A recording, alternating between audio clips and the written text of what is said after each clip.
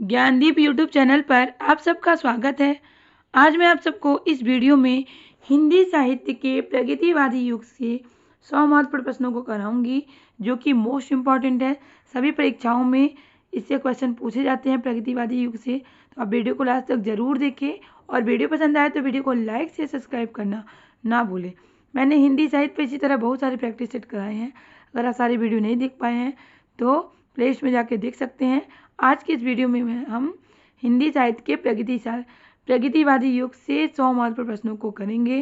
तो चलिए देखते हैं क्या है क्वेश्चन नंबर 1 है।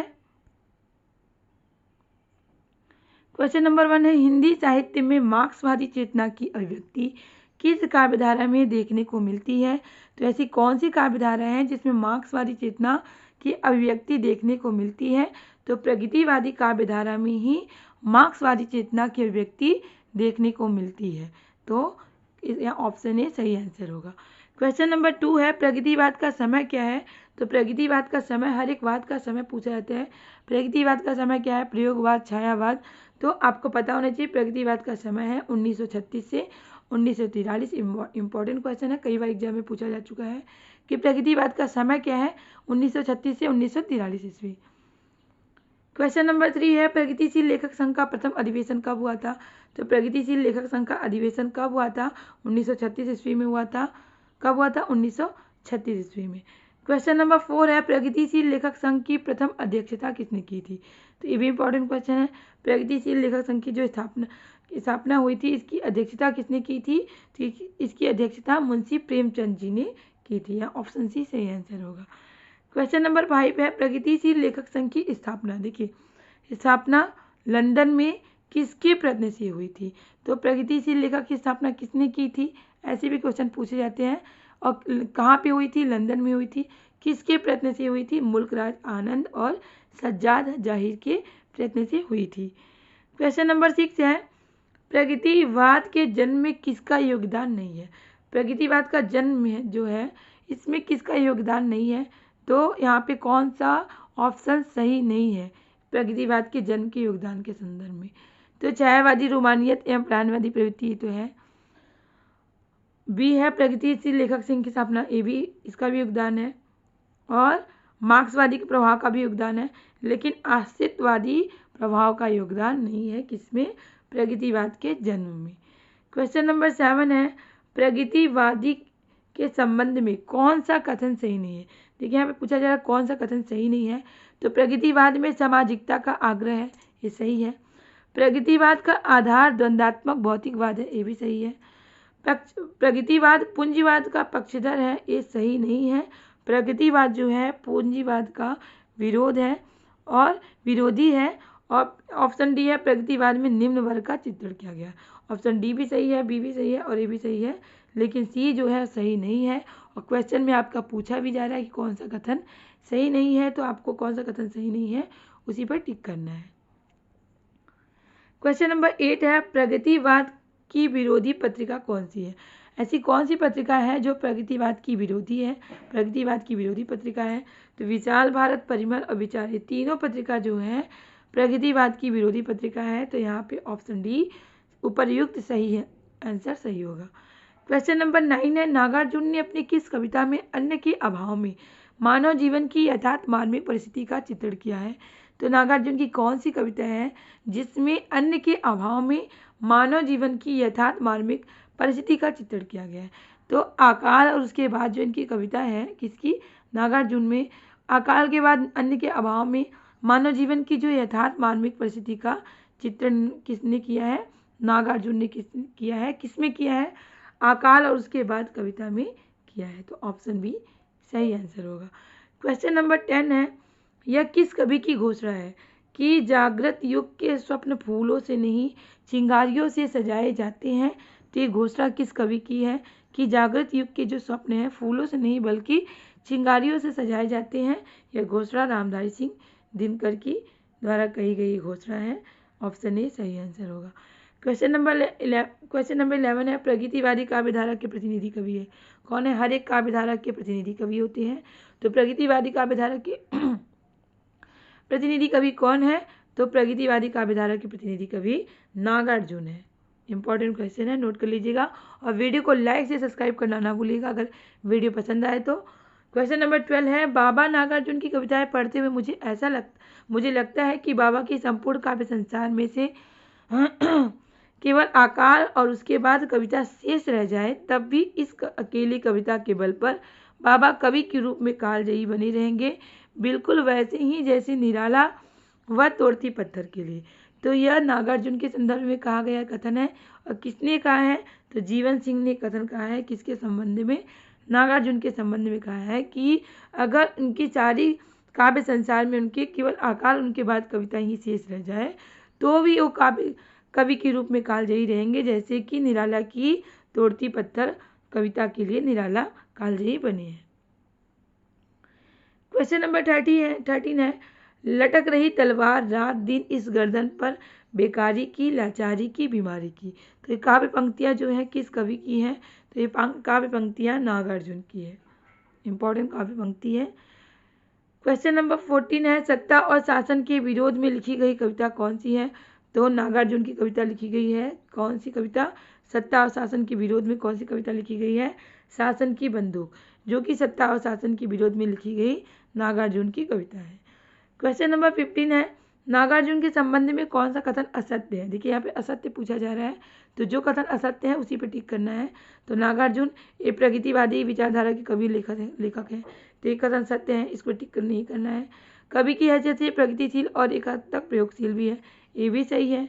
नागार्जुन के संबंध में उनकी प्रारंभिक काव्य संकलन सतरंगी पंखों वाली है, तो ये कथन सही नहीं है, तो इसी पे टिक करना है। ऑप्शन सी सही आंसर होगा, क्योंकि जो कथन असत्य है उसी पर टिक करना है। ऑप्शन डी है, शिष्ट गंभीर हास्य और सूक्ष्म चुटीले व्यंग के कारण नागार्जुन की अपनी एक अलग पहचान है, तो ये भी सही है, लेकिन उनकी प्रारंभिक काव्य संकलन सतरंगी पंखों वाली है, सही नहीं है।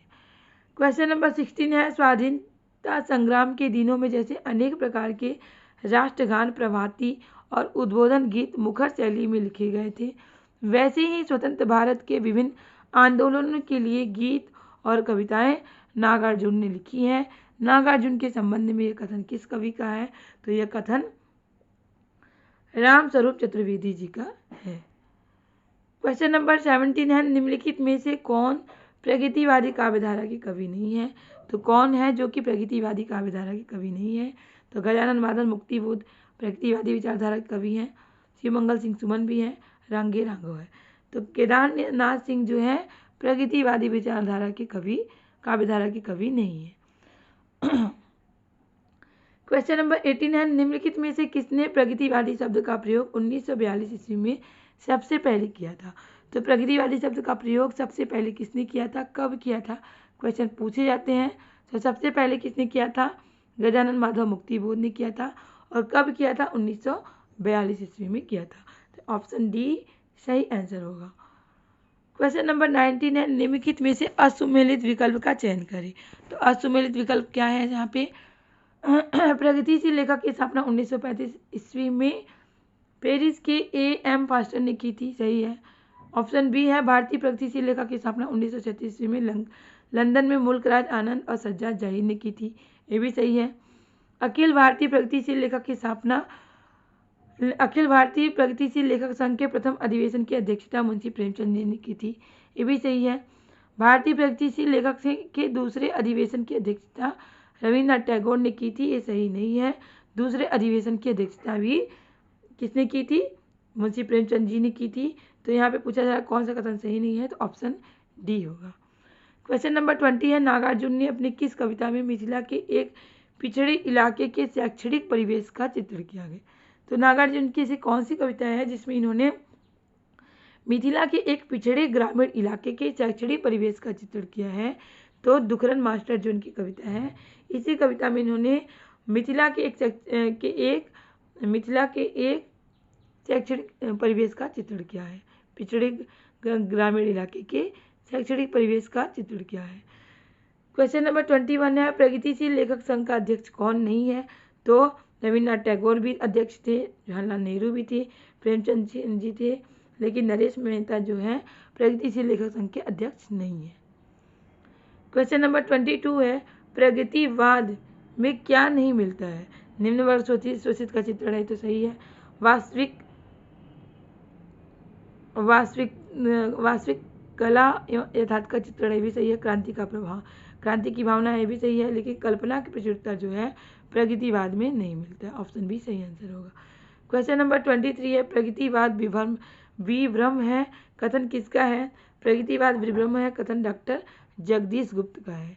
क्वेश्चन नंबर 24 है, प्रगतिवाद छायावाद की भस्म से नहीं पैदा हुआ है, नहीं पैदा हुआ बल्कि उसका गला घोटका हुआ है। यह कथन किसका है? तो यह कथन है डॉक्टर नगेंद्र जी का। क्वेश्चन नंबर 25 है, किस कविता में प्रगतिवादी आंदोलन का विरोध हुआ है? तो कौन सी पत्रिका है जिसमें प्रगतिवादी आंदोलन का विरोध हुआ है? तो ऊपर हमने चर्चा किया है, विशाल भारत पत्रिका में ही प्रगतिवादी आंदोलन का विरोध हुआ है। क्वेश्चन नंबर 26 है, छायावाद के बाद नए आंदोलन की शुरुआत नंद दुलारे वाजपेयी जी ने किससे मानी है? तो गिरिजा कुमार माथुर से मानी है। क्वेश्चन नंबर 27 है, नागार्जुन के संबंध में कौन सा कथन सही नहीं है? तो इनके बचपन का नाम ढक्कन था, सही है। इनका वास्तविक नाम वैद्यनाथ मिश्र है, ये भी सही है। क्वेश्चन पूछा भी जाता है कि नागार्जुन का वास्तविक नाम क्या है? तो इनका वास्तविक नाम वैद्यनाथ मिश्र है, ये भी सही है। पूछा जा रहा है कौन सा कथन सही नहीं है? तो हिंदी में लिखी गई पहली कविता राम कृपति जो कि 1933 में सरस्वती पत्रिका में प्रकाशित हुई थी, तो ये सही नहीं है। किसके संबंध में? नागार्जुन के संबंध में। नागार्जुन की पहली कविता मिथिला को माना जाता है, तो ऑप्शन सी सही आंसर होगा। क्वेश्चन नंबर 28 है, मैं से रहा हूँ 1 घंटे आईने के सामने, क्या है? संस्मरण है, संस्मरण विधा की रचना है। रचनाकार कौन है? नागार्जुन है। मैं से रहा हूँ 1 घंटा आईने के सामने, संस्मरण है और रचनाकार नागार्जुन है। क्वेश्चन नंबर 29 है, शोषकों का विरोध एवं शोषितों के प्रति सहानुभूति की किस काव्यधारा की विशेषता है? तो प्रगतिवादी काव्यधारा की विशेषता है। इसमें शोषकों का विरोध हुआ है और शोषितों के प्रति सहानुभूति दिखाई गई है इस काव्यधारा में। किस काव्यधारा में? प्रगतिवादी काव्यधारा में। क्वेश्चन नंबर 30 है, प्रगतिवाद का संबंध किस दर्शन से है? तो मार्क्सवाद का प्रभाव है, इसलिए मार्क्स दर्शन से है, मार्क्सवाद दर्शन से है। क्वेश्चन नंबर 31 है, चंपा काले काले अक्षर नहीं चिन्हती, कविता त्रिलोचन शास्त्री की है और इनके किस कविता संग्रह से संकलित की गई है? तो इनकी धरती जो कविता है, कविता संग्रह है, इसी से संकलित है। क्वेश्चन नंबर 32 है, त्रिलोचन की निम्नलिखित काव्य कृतियों का प्रकाशन वर्ष के अनुसार सही अनुक्रम कौन सा है? तो इनकी काव्य कृतियों का सही अनुक्रम कौन सा है? तो सबसे पहले है धरती, फिर ताप के ताए हुए दिन, अर्धान, अमोला। ऑप्शन बी सही आंसर है, यही अनुक्रम जो है सही है। क्वेश्चन नंबर 33 है, काव्य सुमिलित कीजिए। काव्य कृति और रचनाकार से सुमिलित करना है। तो युगधारा के रचनाकार कौन है? युगधारा के रचनाकार हैं नागार्जुन। और सबका अपना आकाश के रचनाकार कौन है? त्रिलोचन शास्त्री। और फूल नहीं रंग बोलते के रचनाकार हैं केदारनाथ अग्रवाल। कुछ और कविताएं के रचनाकार कौन है? शमशेर बहादुर सिंह। तो इस हिसाब से आपका कुट में कौन सा सही होगा? ऑप्शन सी सही होगा, 4 3 2 1। ऑप्शन ए का आंसर होगा 4, बी का 3 और सी का 2, डी का 1। क्वेश्चन नंबर 34 है, इनमें से कौन सा कथन सही नहीं है? प्रयोगवाद से आधुनिकता का आरंभ होता है, सही है। प्रयोगवाद का मूलाधार व्यक्तिकता एवं व्यक्तिवाद है। छायावादी व्यक्तिकता भावुकता प्रधान थी, जबकि प्रयोगवादी व्यक्तिकता में बौद्धिकता का प्रधान है। प्रयोगवाद का आरंभ अज्ञे द्वारा संपादित तार सप्तक से होता है, भी सही है। तार सप्तक की भूमिका के अनुसार इसके साथ तो कवि एक ही स्कूल के हैं और एक ही राह के प्रतीक है, ये कथन सही नहीं है। तो क्वेश्चन पूछा जा रहा है कौन सा कथन सही नहीं है? तो ऑप्शन डी होगा। क्वेश्चन नंबर 35 है, केदारनाथ अग्रवाल पर लिखी गई प्रसिद्ध कविता ओ जनमन के सजग चितेरे के रचनाकार कौन है? ओ जनमन के सजग चितेरे केदारनाथ अग्रवाल पर लिखी गई कविता है और इसके रचनाकार हैं नागार्जुन। क्वेश्चन नंबर 36 है, नागार्जुन की कविताओं को नुक्कड़ कविता किसने कहा है? तो नागार्जुन की कविताओं को नुक्कड़ कविता डॉक्टर बच्चन सिंह ने कहा है। ऑप्शन डी सही आंसर होगा। क्वेश्चन नंबर 37 है, जिस बदलती हुई काव्य चेतना की अभिव्यक्ति 4 शतक के कवियों में मिलती है वह उस दौर के अन्य बहुत से तरुण कवियों में थी। यह कथन किसका है? नेमीचंद जैन जी का है। किसके संदर्भ में कहा गया है? 4 शतक के कवियों के। क्वेश्चन नंबर 38 है, किसी जमाने में प्रयोगवादी कविता प्रगतिवाद के अधिक निकट थी, किंतु प्रगतिवादियों ने उसकी खूब उपेक्षा की। यह कथन किस आलोचक का है? तो यह कथन है गजानन माधव मुक्तिबोध का। क्वेश्चन नंबर 39 है, वास्तविकता तो यह है कि प्रयोगशील दो ही कवि ठहरे, निराला और शमशेर बहादुर। यह कथन किस आलोचक का है? तो यह कथन डॉक्टर बच्चन सिंह का है। ऑप्शन सी सही आंसर होगा। क्वेश्चन नंबर 40 है, कौन सा कथन असंगत है? तो दूसरा सप्तक जो है 1951 और तीसरा 1959 में प्रकाशित हुआ था, ये सही है। असंगत पूछा जा रहा है मतलब कौन सा सही नहीं है। क्वेश्चन नंबर बी है, वर्ष 1956 में नकेन के प्रपद्धवाद का प्रकाशन हो चुका था। प्रपद्धवाद का दावा है कि असली प्रयोगवाद नकेन ही है, तो ये भी सही है। क्वेश्चन नंबर सी है, दूसरा सप्तक प्रकाशन के साथ ही प्रयोगवाद नई कविता में रूपांतरित हो जाता है। नई कविता नाम भी अज्ञेयवाद का दिया हुआ है, ये भी सही है।